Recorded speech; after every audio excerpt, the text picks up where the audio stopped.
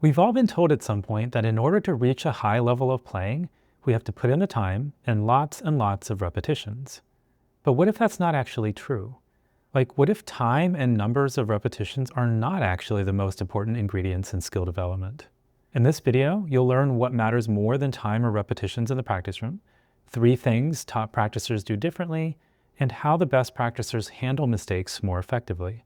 So in 2009, a group of researchers out of the University of Texas at Austin conducted a study to see if there were any specific practice behaviors that set the best players and most effective learners apart. They recruited 17 piano and piano pedagogy majors and asked them to learn a 3-measure passage from Shostakovich's Concerto No. 1 for piano, trumpet, and string orchestra. The passage had some tricky elements, making it too difficult to sight read well, but not so challenging that it couldn't be learned in a single practice session. The students were given 2 minutes to warm up and then received the 3-measure excerpt, a metronome, and a pencil. They were allowed to practice as long as they wanted and were free to leave whenever they felt they were finished and could play the passage accurately at the performance tempo. So practice time varied quite a bit. One student was done in about 8.5 minutes, another practiced for almost 57 minutes. And to ensure that the next day's tests would be fair, they were specifically told that they may not practice this passage, even from memory, in the next 24 hours. The next day, when participants returned for their test, they were given 2 minutes again to warm up, and then asked to perform the complete 3-measure passage in its entirety without stopping 15 times in a row. Each of the pianist's performances were then evaluated on 2 levels. Playing the right notes with the right rhythm was obviously the most important criteria, but the researchers also ranked each of the pianist's performances from best to worst based on tone, character, and expressiveness. And here's where things started to get interesting. You might think that the amount of time they spent practicing would be related to their final rankings, but actually it wasn't. The number of repetitions they did also had no impact on their rankings. Even the number of correct repetitions they did had no bearing on their rankings.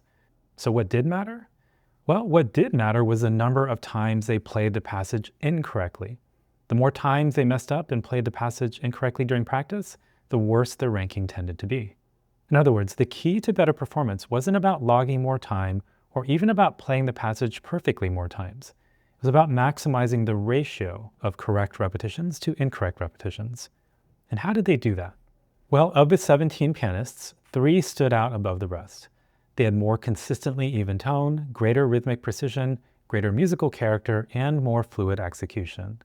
And when the researchers analyzed their practice videos, they noticed 8 practice strategies that were common to the top pianists, but occurred less frequently in the practice sessions of the others. For instance, the top 3 pianists practiced with inflection and musical expression early on, and they were more thoughtful in their practice too, like they would pause silently to think while looking at the music or while singing or humming, and they'd make notes on the page too, even saying aha out loud at times.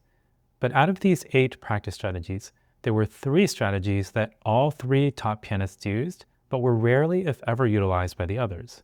And all 3 had to do with how the top pianists handled errors.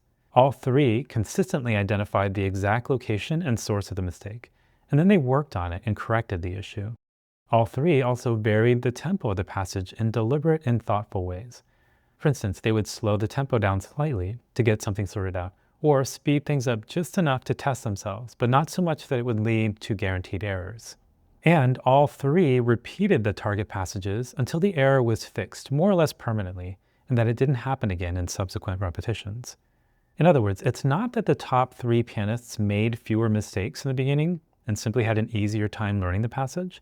They made mistakes just like all the other pianists, but they corrected their errors in such a way that they were able to avoid making the same mistakes over and over, and that led to a higher proportion of correct repetitions overall.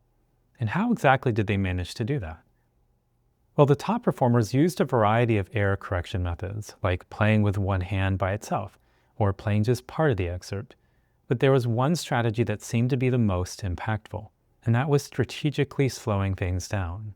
For instance, after making a mistake, the top performers would play the passage again, but slow down or hesitate without completely stopping right before the place where they made a mistake the previous time. Kind of like how you might navigate a speed bump on the road. This enabled them to play the challenging section more accurately and coordinate the right motor movements at a tempo they could handle, instead of making the same mistake again and again and accumulating more incorrect repetitions and totally wrecking their correct to incorrect repetition ratio. So what can we take away from all of this?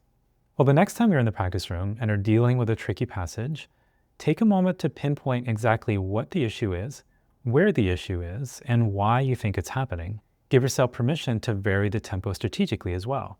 As in, you don't have to play the whole passage slowly if it's just a few notes that you're having trouble with. Try slowing down a little bit before the tricky spot, kind of like slowing down slightly to go over a speed bump before speeding up again. Instead of moving on once you get the passage right, work on the passage until the errors are fixed and the passage is stabilized, as in the repetitions are pretty consistent from one to the next. But within reason, of course. In this study, the musicians only had 3 measures to learn, so that was easy enough for them to do. The math may very well be very different if you have more than 3 measures of music to work on. If you'd like more tips on how to problem solve tricky passages in the practice room and pinpoint those 3 W's that I mentioned a moment ago, the what, the where, and why of a problem, check out the free 7-day practice course I put together called Pressure Proof, where you'll learn more about this and other strategies to optimize learning, but also performance practice strategies that will help translate what you practice onto the stage. The sign-up link is in the description below.